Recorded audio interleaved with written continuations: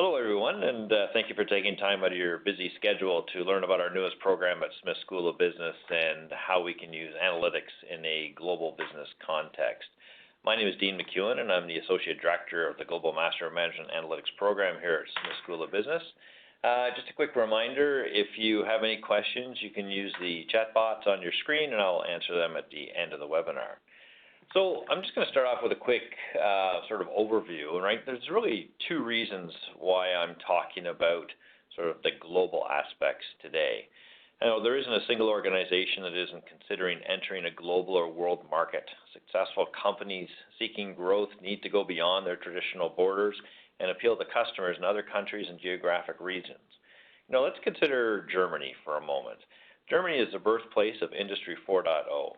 It's really where organizations are able to use data effectively with the Internet of Things. They can build manufacturing capacity through digital transformation, but they also have to consider individual data privacy, right? The European Union has their GDPR, their right to be forgotten legislation. I'm going to talk about that a bit later. But how does a company build their capacity using data while keeping individual privacy at the forefront? And then the other area, we have San Francisco, for example. Silicon Valley is the birthplace of companies that have built their success on using and better understanding data. Their growth has been super quick. In fact, we see companies that have actually created brand new markets simply from data. Think about Uber, Airbnb, and Lyft. Those markets did not exist, and those companies used their insights from data to offer the world something completely new. You know, renting beds to people without owning a single hotel, or giving rides without owning a single car. It has been truly amazing. But what about individual privacy? What about the value of data? These are issues that have not been considered. In fact, they have been overshadowed by growth and success. So with differing global considerations, how can you help your company enter the global market, remain successful while considering the individual? Today, there is no answer, but our program will bring these issues to the forefront, and you can help establish the next steps for your company. So business is the common theme discussed today during the presentation. We're going to focus on business and consider analytics and AI as tools to support the business. Without the appropriate leadership and executive buy-in, your digital initiatives will fail. Over the past 8 years, we have seen many companies building analytics teams, hire data scientists, and invest a lot of money in analytics. They quickly find themselves in a difficult situation where the data scientists simply do not know or understand the business and therefore cannot provide true value to the business. Analytics professionals must know the business they're in and understand the specific problems they need to solve. They need to be translators, those who can talk both the business and technology and build a bridge between these two very unique sides. Okay, this slide actually comes from a McKinsey study that just got released last month. I have a list of all the reports I reference at the end of this presentation if you want to look them up, and I certainly encourage you to do so. It is important to start by looking at the business requirements rather than the technology or technical requirements. Technology incorporates the tools necessary to accomplish your goals. Technology changes quite rapidly, so it's important to learn about the context and ultimately the value you seek when launching analytics projects. The McKinsey findings are quite incredible. This particular slide shows the top 5 contributors that lead to a successful analytics launch. 1, you have to construct a strategy. 2, secure executive buy-in and leadership. 3, design appropriate architecture and a technology path. 4, develop your workforce that understands analytics and how to implement analytics projects. And 5, get business users to apply insights in their day-to-day work. You got to integrate it right down that bottom line so that everyone is doing it every day. But notice these 5 do not include math, stats, computer science, or a particular technology. It's about your company and the abilities it has or can build. So even if you don't plan to study a formal analytics program, it is very important for all managers to consider these 4 points. 1, digital transformation is happening and it's not going away, right? As a manager, you must develop an understanding of data, analytics, and artificial intelligence. You need to know what kind of data is available to you as a manager and what you can do with it. The second is developing a perspective on implementation. It's better to have a plan in place than scramble when asked for it. It's going to happen, so you better be prepared. Number 3, understanding your competitive environment. And make sure you consider those non-traditional competitors. Consider like Airbnb and Uber and the impact that they have had on those industries. So you really have to make sure you're looking outward as well as inward. And number 4, the goal is to create value, right? You want to do more with what you have and be innovative when you're doing this. Now, organizations around the globe are looking to grow, right? For a long time, growth equaled success, but that is no longer enough. Companies need to show a sustainable competitive advantage. Sure, you can grow quickly, but can you maintain a growth rate of 6% year over year? Today, we realize now that there's no competitive advantage without profitability. What is your strategy to do this? How do you secure growth plus profit? And what is that timeline to turn a profit? Right? A huge marketing budget can capture customers, but if expenses continue to exceed revenues, organizations won't be successful or sustainable. Consider Uber and Lyft. In 2018, Uber reported a $3 billion loss from operations, while Lyft reported a loss of $900 million. How long can they stay relevant when they continue to show that negative balance sheet? So McKinsey also recently released a report called Grow Fast or Die Slow, focusing on customer success to drive growth. They found that top quartile growth performers spend more on R&D and product development than mean performers. Then they reap the benefits of this product focus with lower implementation costs and a more positive customer experience once the product has been deployed. As part of a company's strategy, they need to determine what matters most to their customers and then focus on these metrics. For example, web traffic, engagement time, or conversion rates, etc. It is important to use data effectively to identify customers' pain points, such as bugs and glitches, a poor user experience, slow load time, and integration problems. And on the other hand, you can also use data to analyze your customers' happiness with engagement, response time, and issue resolution across all your customer care channels. By gathering the right data with a proper governance structure, we can measure a broad range of key performance indicators to keep your customer success organization accountable to a very, very high standard. You can use dashboards, scorecards, and flags. Data can help identify many types of indicators related to your customers. Right, we've got lagging indicators, including things like renewal rate and expansion. And when I think of expansion, I'm thinking cross-selling and upselling your existing customers. And advocacy, what do they want? Those case studies and reviews of what your customer is looking for. Then there's activity indicators, which include a customer's receptiveness to engaging in activities like interviews, focus groups, and product feedback surveys. And then there's leading indicators that include measures of customer satisfaction, such as net promoter scores, adoption, which is basically the number of seats or features being used, and client engagement, such as the rate of attendance at meetings and events. It is also important to showcase this customer success line of business within your organization. You make it transparent and accessible. You can learn so much from them and your customers, and then nimbly adjust your products and services to meet the expectations of your customer. And all that can be done by analyzing data.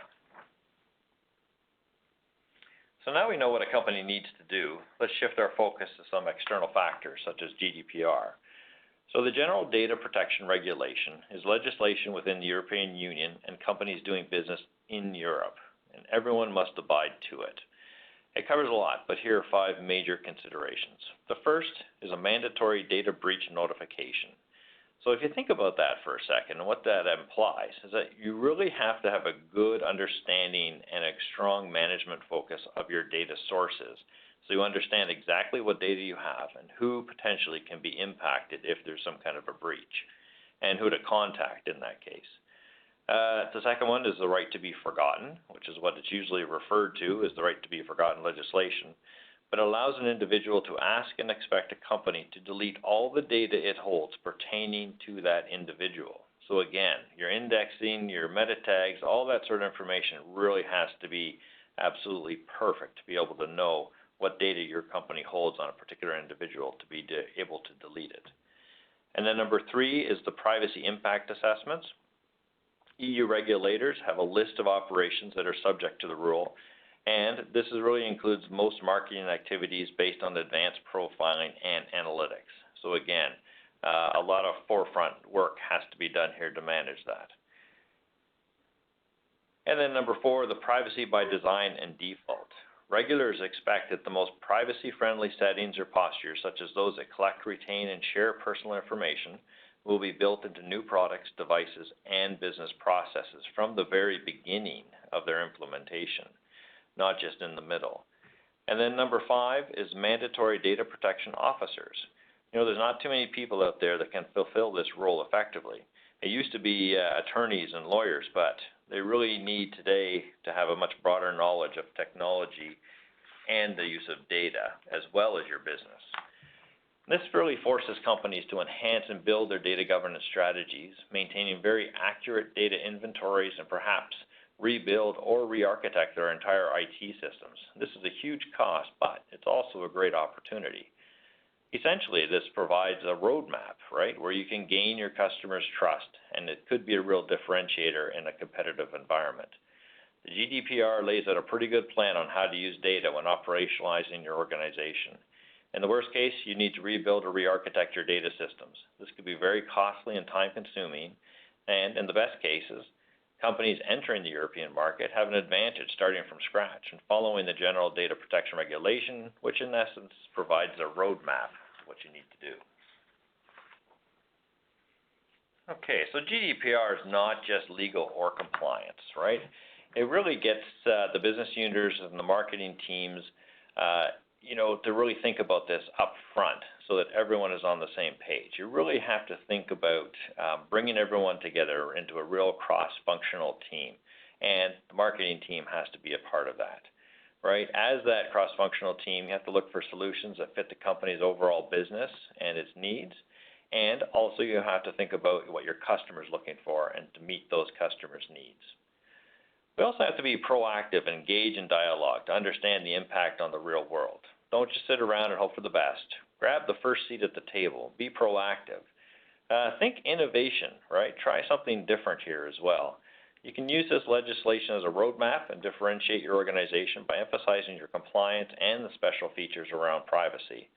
And by being proactive, you certainly prevent unnecessary costs later, and thus you're alleviating quite a bit of risk. In a digital world, you can increase your opt-in rates by choosing the customer focus with appropriate consent notices. Manage the customer journey, making it easy and convenient with effective and worthwhile touchpoints, and make sure the customer has something to gain from giving their consent. Privacy has never really been on the agenda, but this provides a new opportunity to think differently, build your brand, and improve customer perceptions of it. Europe might be the first government to launch, but you know what? Similar legislation is bound to appear around the globe. By assessing the possible impact of this regulation, you can develop a clear and comprehensive roadmap for addressing it. By managing business implications carefully, companies can turn the regulation from a burden to an opportunity. Now, there's a great report written by McKinsey called Beating the Cycle, Building Resilience in Chemicals. Now, they have developed the definition of a resilient company. And the company has basically 5 decisive actions that it has taken. So 1, it prepares a balance sheet ahead of time. 2, they stay focused on economic profit, even in a downturn. 3, they cut costs quickly and keep them under control. And then 4, restructuring proactively and decisively. And then 5, divest in the downturn, then acquire at lower rates early in the recovery. What is immediately evident from this list is that resilience is not informed just by what companies do during a downturn, but also how they prepare beforehand and how they act afterwards. So when you think about chemical companies, and the chemical industry is often referred to as the industry of industries because its products flow into nearly every category of every business. So it's easy to follow them. And some chemical companies are actually becoming digital. Not all, but some of them are. And their accelerating pace of digitalization has changed competitive dynamics in significant ways, and the gap in capabilities between digital leaders and trailing companies has only become more pronounced. As a result, the next downturn is going to be presenting some significant challenges to the chemical industry. Chemical companies that have started to invest in developing digital and analytics capabilities, in part as a response to the need for agile practices, will likely be successful. The digital leaders will be able to rely on these capabilities to become more resilient, while late-starting players run the risk of falling further behind. They can accelerate functional excellence with digital and analytics. Digital capabilities are integral to managing the next crisis with as much forward momentum as possible and then coming out ahead. Players that apply digital at scale are most likely to see significant impact, especially in functional areas. In manufacturing, for example, digital technologies can help increase yield and throughput and lower the cost of energy. This means that chemical companies can produce more in the upturn and that they can produce the same amount with fewer shifts in input materials and less energy in the downturn. On the commercial front, companies can use dynamic pricing to achieve better margins, for example, parachuting prices when raw materials prices decline. Additional losses can also be avoided by more quickly identifying customers at risk of churning. These capabilities and the impact they deliver can give digital leaders a significant advantage during the next downturn. For example, companies can use improved yield and throughput to reduce shifts, close lines, or consolidate productions in fewer sites. They can also use their superior speed, granularity, and precision in pricing to better protect their margins. Okay, following the importance of digitalization, this report from McKinsey called Mastering the Duality of Digital has some rather scary stats. It looks like companies are hanging on to their old ways. They're really rarely changing how they do business or launching new digital businesses. I believe this is very short-sighted and does not bode well for these companies. But this also shows a great opportunity for digitally focused companies to either expand their current market share or enter and create new ones. And developing new digital businesses is an indicator of successful economic performance. It's not enough just to rework existing businesses. You must also create new ones. We're seeing success here on this slide.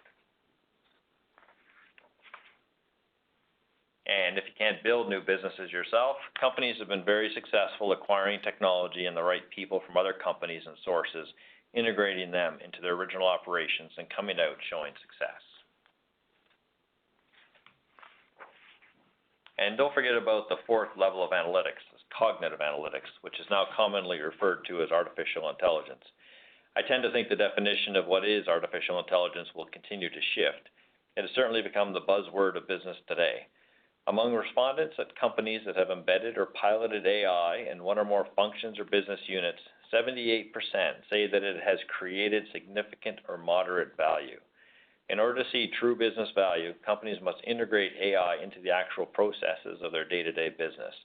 As managers, you should make the use of digital tools a new organizational norm in order for your digital transformation to be successful. Once you do, you will see sustained improvements in performance. Now remember one of the first concepts we learned in microeconomics? It was rent. Rent is the profit earned in excess of the cost of capital. But digital really kind of messes this up, right? By going digital, the customer tends to do better than the company. Customers demand customization. With digital products, it is actually quite easy to give customers what they want. We can reproduce our products easily. We can divide them up into features, and customers can decide what they want to buy and how much of it. Distribution is also streamlined, so intermediaries suffer or disappear completely. Customers are free to buy only the features they want, and they have access to many competitive products, so choice is also a huge factor. When companies develop new products, they must take this new version of economics to heart and consider the product and the customer journey with compressed prices and virtually zero margins. Now, Industry 4.0 is really already well underway. Hopefully your organization has identified a path forward, but as we will see, most organizations have not. We have come a long way since using water to power our machines, and Industry 4.0 has tremendous potential. Estimates place its value at over $3.7 trillion annually by 2025. Think about it, that's only 5 years away. Only 30% have implemented solutions that turn an actual value. There's a great opportunity for people who have the knowledge and skills required to plan and operationalize Industry 4.0 solutions. This is not about engineering or IT processes. It is about reinventing business to use technology effectively, to gather data and analyze that data to discover insights.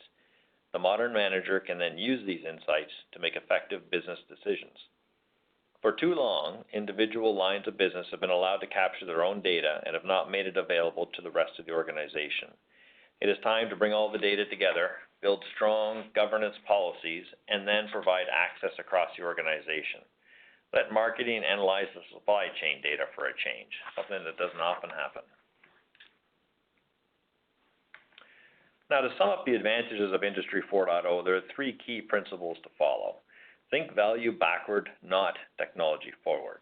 A focus on key value drivers and a compelling Industry 4.0 vision are crucial. By developing an integrated data model for your products, a company can quickly and easily assess the product cycle from engineering to commissioning. You can manage the supply chain and efficiently adjust the product when customization is required. The cycle can be broken down into smaller steps where each step can be handled by less skilled workers. Eventually, manufacturers will be able to offer both mass production and customization. So be people-centric, not tool-centric. All analytics projects and Industry 4.0 initiatives need the highest level of corporate support and buy-in. With that support, companies can focus on capability building and pursue them as strategic organizational endeavors. It is not just an engineering or IT process project. And innovate with infrastructure toward an integrated technology stack and a clear target picture. Infrastructure can be built and proven before it is scaled to global levels. It is much easier to scale a digital manufacturing environment. While robotics and artificial intelligence will increase capabilities, the smallest details can now be handled by robots and sensory systems. Industry 4.0 allows for flexible routing, scheduling, load balancing, and performance management. When the infrastructure is supported by analytics, you can improve the productivity of the factory. New sensors help maintain the line of production with early identification of product or mechanical problems. Then we can use visualization systems to confirm proper installation and packaging and identify any flaws before they are shipped. With the introduction of blockchain technologies, components and products are traceable throughout the supply chain. And when a warranty issue rears its ugly head, companies can zero in on the suppliers, the causes of the defects, and also watch for counterfeit manufacturers and counterfeit products. So here are the top 5 roadblocks organizations currently have. These are business challenges, not technology ones. I like the first one because it's what we're trying to solve with our Global Master of Management Analytics program. It's a lack of knowledge and the people to make this happen. Resources are there to be had, but only if you make a good business case to get them.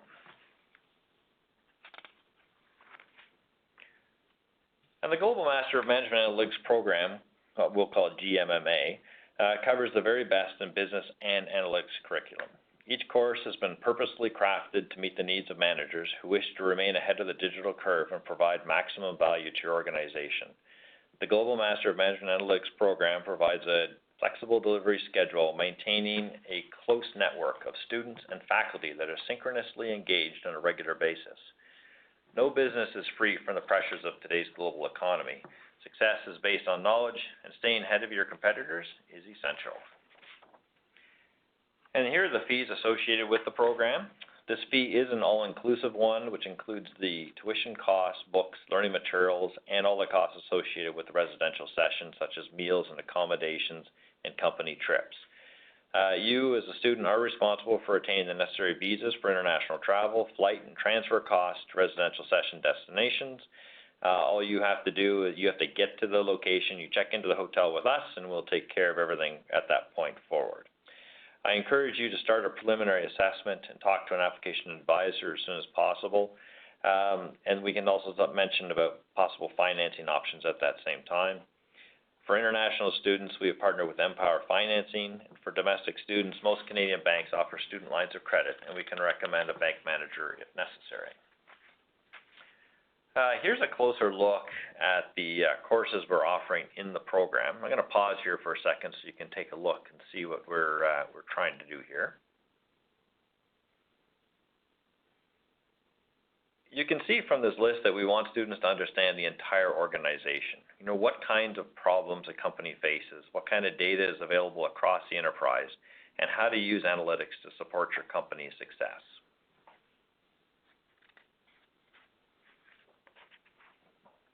The Global MMA begins in January 2020, so we're getting close to the 3-month mark before we start. January 31st is actually a travel day, and we check-in day at the hotel, but classes will start February 1st. We start the program in Toronto, where you'll begin learning about yourself with high-performance teams instruction, You'll also find out who your teammates are and be introduced to your coach.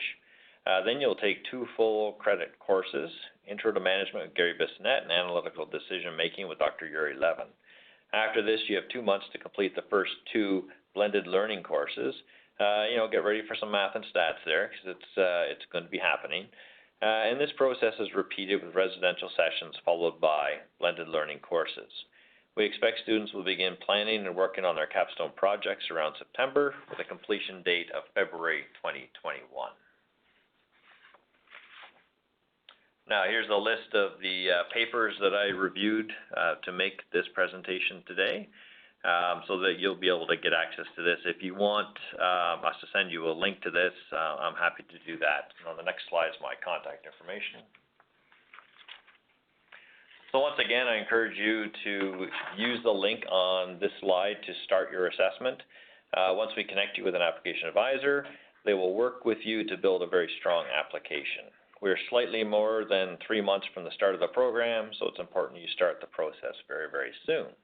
And feel free to contact me. You have my email address and you have my LinkedIn there. I'm happy to connect with you on LinkedIn. And I'm happy to take a few questions if you have any. Okay, what does it take to be successful in this program in terms of prerequisites, times, etc.? So I'll break that question down a little bit. So as far as prerequisites go, I always try to emphasize that we are an educational institution and we're here to teach you. So the real prerequisite is having some kind of fundamental knowledge of the quantitative type courses. So if you have an undergraduate, so I guess I should say that first, it's a master's degree, so you should have a bachelor's degree. And then inside that bachelor's degree, we'll be looking for some sort of experience in the quant. So math, stats, we'll look for some computer science, hypothesis testing experience. So if you're in the pure sciences and biology, chemistry, that sort of thing, and some experience with numbers and analyzing numbers. So even in sociology and politics, there's going to be some quantitative assessment going on there. So that's what we're looking for. In order to be successful, I think it's realistic to say you're going to spend about 14 to 20 hours per week on coursework in here and teamwork. That's probably, there will be ebbs and flows in that. If you think about that at the beginning of a course, there'll be more reading to do. Towards the end of a course, you're going to have your assignments. So depending on your own time management skills, that could peak pretty high because those deadlines are pretty hard and fast. So think about that, 14 to 20 hours per week. Some kind of quant experience is helpful. Computer programming is not entirely necessary. Having an idea of what that is and what it takes to do some programming is kind of important, but we'll connect you with online resources like datacamp.org, Udemy, edX, those sorts of things. We can recommend some courses for you to take before the course starts. Next question, what is the average age of those who attend this program? So average age, it's an interesting statistic because that's what we deal with, a lot of stats in this program. But average age, I think, is probably, it changes on a regular basis, but I would say 31 to 35 would be the average. But it's really the range that's kind of interesting to me. We have people as young as 22, 23 years old and people as senior as 50 to 54 years old. So it is about, you and your career and the stage of life that you're at and what do you want to do with your career, right? So if you think of early career people, maybe didn't have a chance to do much analytics and certainly business analytics in their undergrad, and so they want to learn those skills. Or you've got older people who are seeing the digital transformation happening and thinking, I've got to get on board on this and figure out what's going on. Because they're already leading a team and they have to, think about their team success going into the future. So we've got a nice variety of people, and that's a great thing. That's what this program and certainly the team-based program that we offer here at Smith, diversity on the team is extremely important. So it's great to have young people on your team because they come with very, very strong technical skills. They understand social media really well. They can think because they are the ones who are actually consuming a lot of this stuff now. So they bring a lot to the table. But then the senior people, they also bring a lot to the table because they have the business acumen, the political acumen. They understand how businesses actually work. and they understand the need for digital skills. So I think that both age groups are very, very complementary, so it's great to have a nice variety. Next question, how long are the residential sessions? So the residential sessions are usually 1 full week plus the 2 weekends on either side. So if you think about that, it's about roughly 9 to 11 days. During those residential sessions, you do take 2 full credit courses, plus there's all the, what I call the extracurricular parts, the team components, the coaching, the career coaching, all that kind of stuff. So there's a lot going on in those residential sessions. They're extremely important. They're very busy. There's no doubt about it. We're going to keep you very, very busy during that week, but it will be a very fulfilling time as well. So the next question, are there hiring opportunities in Germany and San Francisco companies? So in both Germany and San Francisco, while we're having our residential sessions, we will be networking with local organizations. So there's always that opportunity to meet and greet people and to hear what's going on with companies and what kind of opportunities are there. So yes, one thing about hiring that I would comment on is that it really comes down to the individual, right? There's no jobs are never guaranteed or proven to happen. Basically what has to happen is you as the individual, if you are seeking a position at a particular type of company, it's really important that you pursue that. You have to be assertive or aggressive enough to do that yourself. Think about what you need to do. And then what we can provide you with is all the support to get you there and get it done right.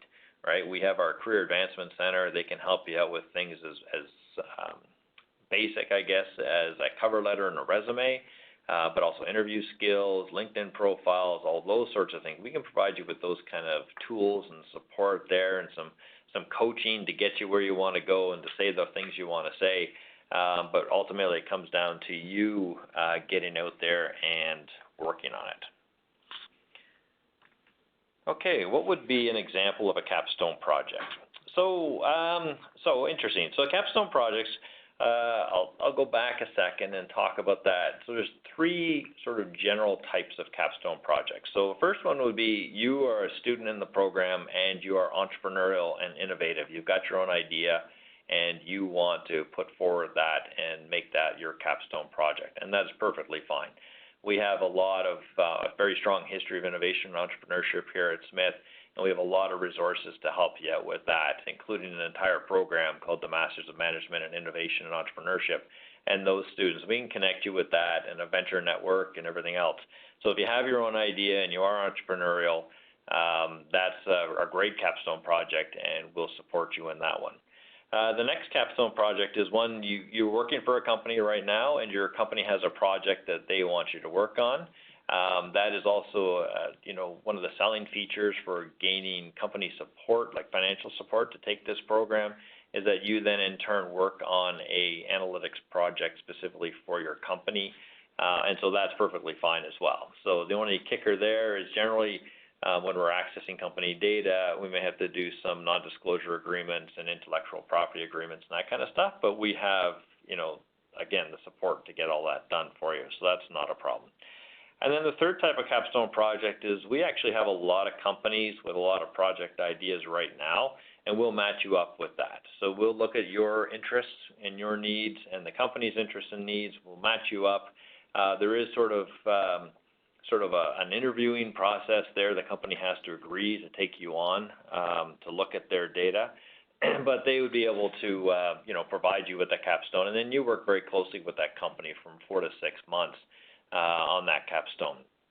Now, like a very specific example of a capstone project could be something like a dynamic pricing one. So, for instance, a retailer has a specific product that they want to figure out how to price effectively let's say it's a seasonal product, and they want to be able to look at things like weather data, past success, shipping data, supply chain data, all that kind of stuff to make sure that the product is available, you've got the right quantities, you've got the right price set up, shipping, stores, all that kind of stuff. So there's sort of a quick example of a capstone project.